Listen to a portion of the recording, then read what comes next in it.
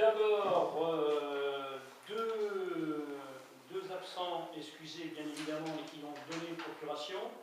Monsieur Lamagnès m'a donné procuration à Monsieur Faburel, et Madame Gourou a donné procuration à Monsieur Monceau. Absent excusé Michel Grémillon, au cas où elle viendrait en cours de séance, il n'y a pas de difficulté particulière. Tu prends... Ah oui, je note. Donc, secrétaire de séance, ce sera donc Laetitia Sagné. C'est la plus ancienne. Voilà. Bon, vous avez tous reçu les commandes et les procès-verbaux. Avez-vous des questions ou des observations à faire sur les comptes rendus? Non, pas d'observation particulière. Eh bien, on va pouvoir, je considère qu'il est donc adopté à l'unanimité. On va passer à la signature. Je vais commencer par Momo, parce qu'il a deux signes. Non, la dernière fois, tu n'étais pas là. Oui, tu étais absent, mais la séance d'avant, tu n'as pas signé alors que tu es là. Donc tu vas signer maintenant. Avec ce système de temps, c'est un peu compliqué la dernière fois. Ah ouais, je sais bien, il y en avait plusieurs. C'est pour ça qu'on ne voulait pas donner les délais, puisqu'ils n'étaient pas signés de l'ensemble des conseillers municipaux. Donc là, tu vois, toi, tu vas signer derrière. C'est parti. Non, tu ne signes pas le dernier, tu n'étais pas là. D'accord, c'est tout, celui-là. C'est bon. Celui-là, c'est pas encore signé. Tu ne signes pas parce que C'est bon, une seule signature. Une seule signature. Et que tu enlèves le post-it. Celui-là. Parce qu'il n'était que pour toi. Tu Ah, c'est sympa, ça me touche. Et tu reviens à l'autre post-it pour la dernière réunion pour que tout le monde puisse signer. Je pense que tout le On monde la signe tout de suite. non, tu ne signes pas. Non, c'était la dernière réunion, mais tu étais. Tu as donné procuration, donc tu la signes pas. Oui, on signe tout de suite. Là. D'accord. Tu passes le registre aux autres. Je passe le registre. Voilà. C'est aussi d'un post-it.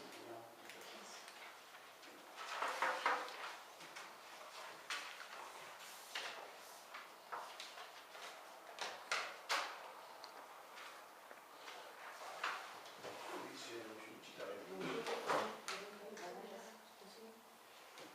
Le registre de délibération.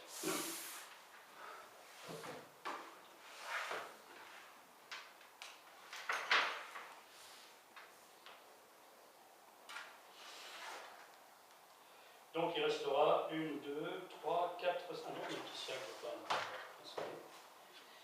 1, 2, 3 signatures encore. T'as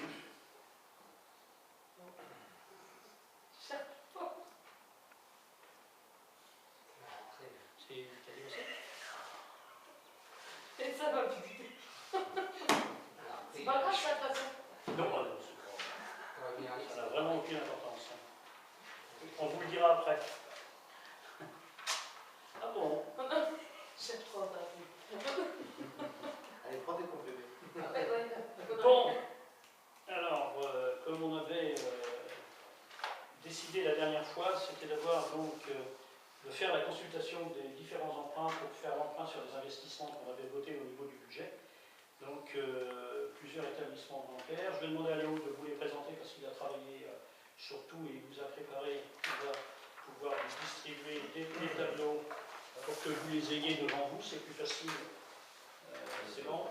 Léo, tu l'as? Merci. Ça va être plus facile de l'avoir les yeux, bien sûr. Voilà, donc Léo va vous présenter les différents offres. Donc les contraintes, c'était montant emprunté 171 000 €, prêt à taux fixe,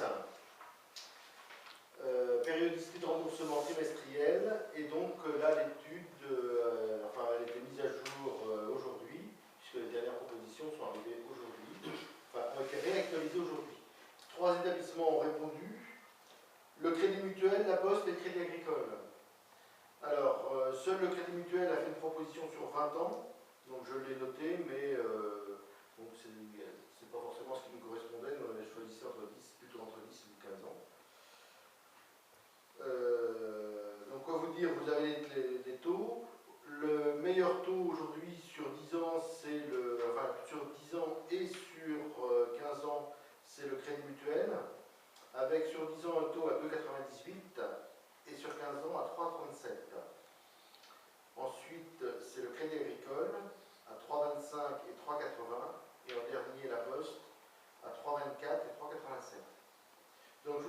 l'échéance trimestrielle, le coût annuel et le coût global, c'est-à-dire en fin de remboursement, quand on a totalisé le tout, combien on aura remboursé en tout.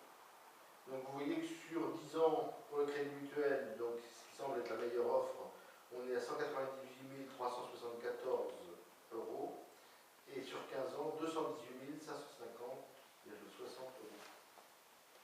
Donc c'est ce qui semble être la meilleure proposition. Entre le 15 et le 20 ans, vous avez eu 20 000 euros d'écart.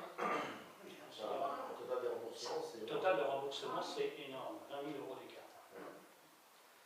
Donc le remboursement, dans un cas, on est près de, sur 10 ans, on est à près de 5 000 euros de remboursement par trimestre. Et sur 15 ans, on est à 3 006, quoi. Alors comme je vous le disais, cet emprunt va faire pratiquement une opération blanche, puisque nous avons un emprunt, l'emprunt de la place que nous avions fait sur 10 ans, puisque ça avait été fait en 2002, c'est terminé en 2012. Donc l'emprunt de la place est terminé, donc on n'a plus ces échéances-là, et donc on refait un prêt. On avait presque 11 000 euros de remboursement par an, et là on serait donc avec le crédit mutuel sur 15 ans, on serait à 14 000 euros, ce qui est là, on aurait 3 000 euros supplémentaires de remboursement d'emprunt par rapport à ce qu'on avait l'année dernière avec l'emprunt de la place, ce qui n'est sur le budget de la commune ne représente pratiquement que rien du tout, et ne se verra pas par une augmentation des impôts ou quoi que ce soit sur la collectivité. Donc ça sera pratiquement une opération blanche, c'est-à-dire qu'on a un emprunt qui se termine et on profite de faire un emprunt pour pouvoir financer sans avoir recours à l'augmentation de la fiscalité. C'est un choix politique, on a la possibilité d'emprunter parce que nous avons des marges dans le budget de la commune de Salangy, nous avons des marges de possibilités d'emprunt, donc autant les faire au lieu d'avoir recours à l'augmentation des impôts et d'augmenter la pression fiscale aux contribuables. Donc c'est un choix délibéré. D'autres auraient préféré peut-être augmenter la fiscalité. Là, on a plutôt privilégié de faire l'emprunt, d'avoir recours à l'emprunt au lieu d'augmenter les impôts. Voilà. Comment? Alors, sur 15 ans ou sur 20 ans, ou sur 10 ans, c'est comme vous voulez. En clair, c'est de ne pas faire, chaque fois que j'ai fait des emprunts, du moins tout le temps où j'ai eu des responsabilités, c'est d'essayer de faire supporter le moins possible aux équipes municipales qui viendraient après d'un emprunt que nous aurions fait. Donc plus il est court, plus on le termine dans un mandat et on ne fait pas supporter un emprunt à une nouvelle équipe qui pourrait venir derrière. Après tout, les investissements, c'est nous qui les faisons. Ce qui est clair, c'est que c'est bien des emprunts d'investissement qui ne vont pas servir à faire de la trésorerie, entre guillemets. On est bien d'accord. C'est pour l'atelier municipal, c'est pour finir la branche, finir le financement des travaux, etc. Donc la règle, quand on fait des investissements de ce type-là, c'est que la durée de l'investissement correspond à la durée de vie du produit. Là, en l'occurrence, il n'y a aucun doute, puisqu'on est sur des investissements de long terme d'atelier municipal, on peut espérer que dans 15 ans, il sera encore là. J'espère. Et que les voies vertes, etc., enfin la voie douce sera aussi encore en service. Donc on peut choisir l'un ou l'autre. Bon, tout dépend si la marge qu'on souhaite laisser en trésorerie. Je vous rappelle quand même que l'année dernière, en fonds de roulement de trésorerie de la commune de Salangy, on était à 70 000 euros. Donc ça veut dire en clair que sur les 70 000 euros que l'on avait de trésorerie, de roulement de fonds de coefficient d'autofinancement, on ne prendra que 3 000 euros supplémentaires sur les 70 000 euros, ce qui veut dire qu'on a largement la marge. On aurait pu emprunter 300 000 euros, on ne l'aurait même pas vu dans le budget, ça n'aurait pas eu beaucoup d'incidence sur le budget de la commune. Mais je crois qu'il faut plutôt garder, parce qu'il va y avoir d'autres emprunts qui seront inévitables sur la commune dans le prochain mandat. Je pense à la lagune, je pense au réseau d'assainissement de Bellemare. Il va y avoir des sommes d'argent et on sera pratiquement obligé d'avoir recours à l'emprunt. Mais là, ça sera sur des durées de 30 voire 40 ans, puisque les réseaux d'assainissement, on peut les faire sur 30 ou 40 ans et on peut les mettre assez long. Donc, il faut aussi se garder une marge, parce que là aussi, on va avoir des investissements. Le prochain mandat, de toute façon, n'a pas le choix, passera par les investissements de l'assainissement. Donc il faut déjà s'y préparer, parce que ça aura un coût assez important. Et qu'on n'aura pas le choix de faire, de toute façon, en plus. Donc voilà, donc les propositions sont là. Le plus avantageux, comme Léo a dit, c'est donc le crédit mutuel. Après, c'est la Poste et le crédit agricole. Ce qui est quand même assez étonnant, le crédit agricole, d'habitude, c'est eux qui sont largement les plus bas. Et là, le crédit mutuel est allé à 1000 paquets, quoi. En plus, les frais d'engagement de la Poste, c'est vu ça. Oui, 500 €. 500 €. Alors, la dame m'a expliqué le pourquoi de ces 500 €. La banque postale vient de se lancer, ça fait 1 an ou 2, qu'il commence à prêter de l'argent aux collectivités locales. Avant, il ne prêtait qu'aux particuliers. Et aujourd'hui, il prête et aux entreprises. Et là, ils ont lancé un nouveau service pour les collectivités locales. Donc, comme ils ont beaucoup de frais de fonctionnement, d'achat de matériel, de structure, pour pouvoir se mettre en œuvre, ils sont obligés de mettre des frais de dossier beaucoup élevés pour récupérer, pour pallier à tous les frais qu'ils peuvent avoir.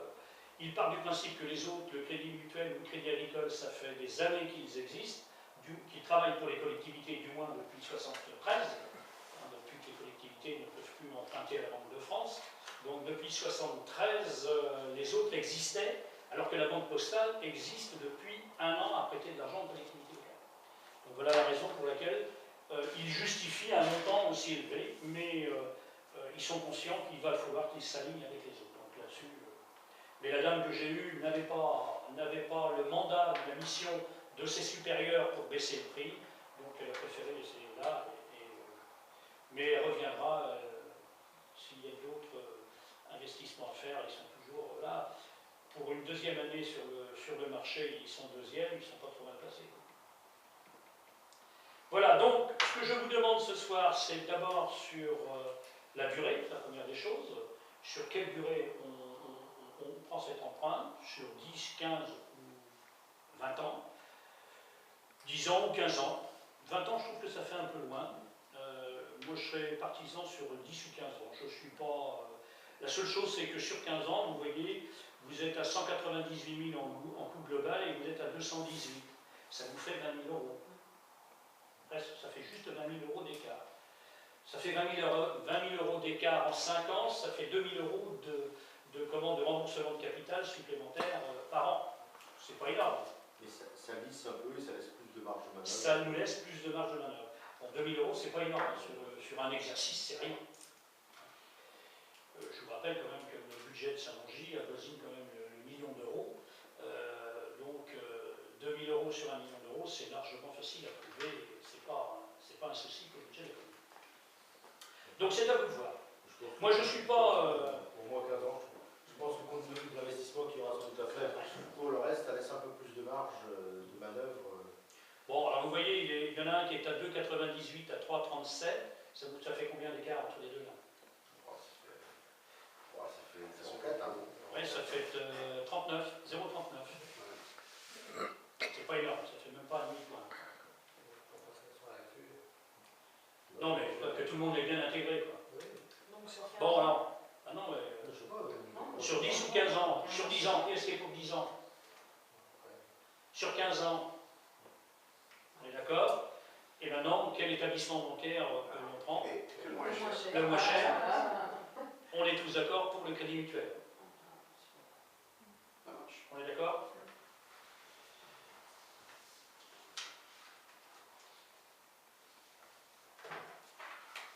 Alors, sachant que la première pas la mensualité, si trimestrielle, aura lieu le dernier trimestre de l'année 2013. On va commencer cette année.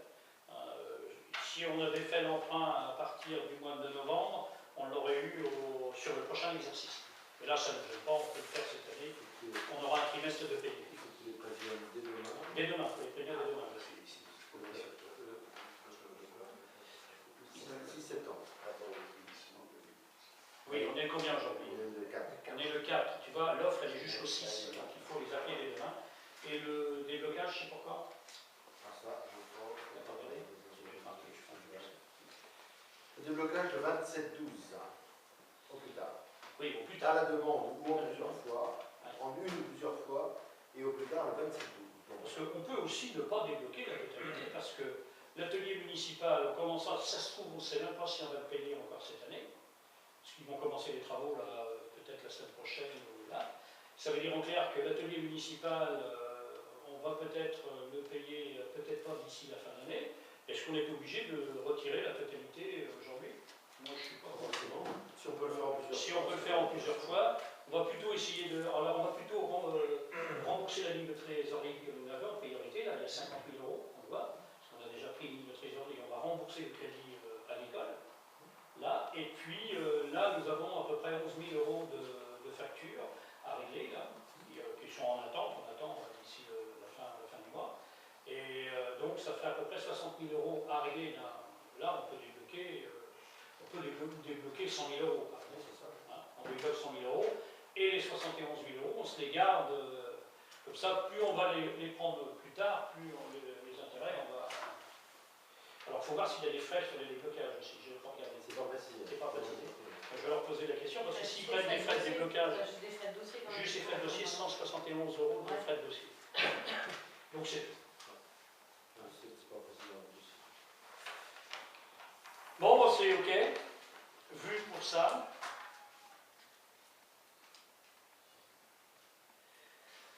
Alors, il a fallu rappeler tous les établissements bancaires, puisque les offres qu'on avait eues, la date était passée. Donc là, le rapport annuel sur l'assainissement 2012, vous savez que nous avons le service d'assainissement qui est en régie directe. Nous n'avons pas de fermier, et c'est à la collectivité de faire son rapport.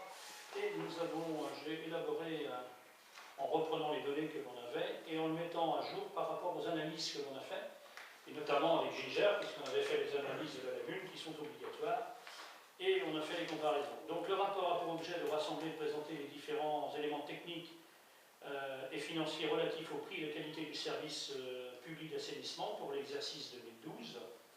Alors le service est exploité en régie directe. Les prestations réalisées en régie sont essentiellement le renouvellement et l'entretien des collecteurs, des ouvrages de traitement des clôtures, le fonctionnement, la surveillance et l'entretien des installations, la mise en service des branchements, l'application du règlement du service et la facturation. En ce qui concerne les indicateurs techniques, les données démographiques, nous avons une population raccordée à la station d'épuration, 148 foyers, ce qui fait l'équivalent d'à peu près 370 habitants de raccordés sur la lagune. Je vous rappelle que la lagune a une capacité de 400 équivalents habitants. Sauf que Mme Coralie Guillot, Oui. j'étais avec elle, et c'est 11 mètres carrés par habitant, et la lagune fait beaucoup moins que ça, chose que m'a dit mon collègue il y a quelques années. Elle a été construite pour 400 habitants équivalents. Elle était très très surprise, donc on en parlera avec... C'est plus petit que prévu. avec Ginger quand ils vont venir le temps. Parce que dans C'est 11 mètres carrés par habitant, par équivalent habitant, et on est loin du compte.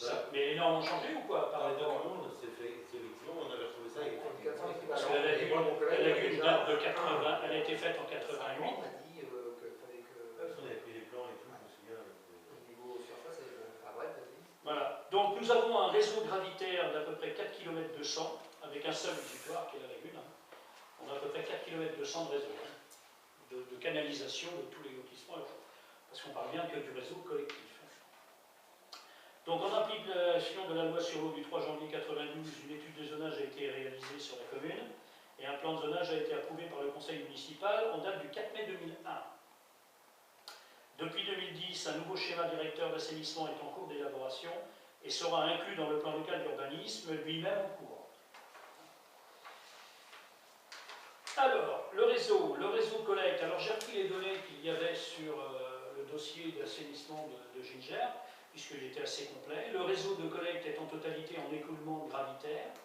Les eaux usées sont en séparatif, 4 km 100. Les eaux pluviales séparatives, 3 km 500. 2 bassins d'orage sur le bassin de collecte des eaux de pluie. Sur la commune, les réseaux récents sont les suivants. Le réseau du lotissement des Acacias, qui a été refait à neuf en 2008. Le réseau du lotissement du Prieuré, qui a été réalisé en 2006. Et le réseau de l'assainissement des Noé, réalisé en 2000. Donc en 8 ans, il y a eu 3 lotissements qui ont été rajoutés. La station d'épuration communale présente les caractéristiques suivantes. Lagounage, la station, c'est une station de lagunage, de lagunes datant de 82, non pas 88, 1982. Capacité nominale de 400 équivalents habitants, 24 kg de dB 0,5, faudrait que tu me dises par jour, et de 80 mètres cubes par jour. Ça veut dire quoi ça? Le dB 0,5? D'accord. C'est dans les normes? 24 kg, c'est bon? Ouais. Raccordement actuel estimé par la commune à 360 habitants, à peu près l'estimation que l'on a, 300 à 370. La production des boues est de 680 mètres cubes entre 98 et 2007. Le dernier curage des lagunes a eu lieu en 98 et 2007. Je vous rappelle, en 2007, ça fait donc, on le fait tous les 8 ans. Donc 2007, ce qui veut dire qu'en 2015, si on ne modifie pas la lagune, il va falloir faire le curage de la lagune en 2005. En 2015. Puisqu'on le fait tous les 8 ans. Un plan d'épandage spécifique a été mis en place pour chaque opération de curage, c'est obligatoire. Les analyses sont effectuées une fois tous les 2 ans par l'intermédiaire d'un canal de mesure à l'entrée de la station et d'un canal en mesure de sortie. Les derniers bilans de fonctionnement de la station sont bons, avec une charge organique de 13 kg de dB 0,5 et une charge hydraulique de 36 mètres cubes par jour, soit seulement 45% de charge nominale de la station, et de bon rendement épuratoire. L'indicateur financier, le prix du service comprend une part fixe ou un abonnement de forfait et une partie proportionnelle à la consommation d'eau potable. Les compteurs sont relevés annuellement par le fermier et Veolia. Les consommations sont payables au vu du relevé. Chaque année, le conseil municipal vote les tarifs.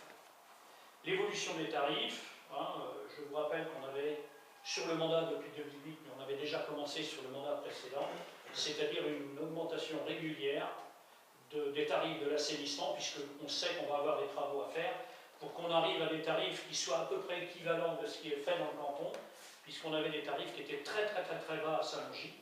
Bon, tant que ça nous suffisait, qu'on n'avait pas de travaux à faire, de gros travaux, c'était suffisant. Mais au regard des investissements qu'il va y avoir à faire, je ne pense pas que l'augmentation que nous avons faite sera suffisante. Mais on est quand même passé en 2008, l'abonnement était à 9,57, nous sommes à 30 € aujourd'hui. On est passé de 9 à 30, et ça s'est passé régulièrement. Et le prix au mètre cube, on était à 0,505 et on est à 0,637 aujourd'hui. Donc là, on a augmenté l'augmentation au prix du mètre cube, sachant qu'aujourd'hui, on est obligé de faire attention dans les tarifications, que ce soit de l'eau ou de l'assainissement, puisque les charges d'eau des 2 factures, de la facture d'assainissement et de l'eau, ne doivent pas dépasser l'abonnement, je dirais, de l'assainissement, ou les abonnements ne doivent pas dépasser 40% du montant global de l'ensemble des 2 factures, moins les taxes que l'on verse. Et là, on avait même failli être un peu plus, et Veolia nous avait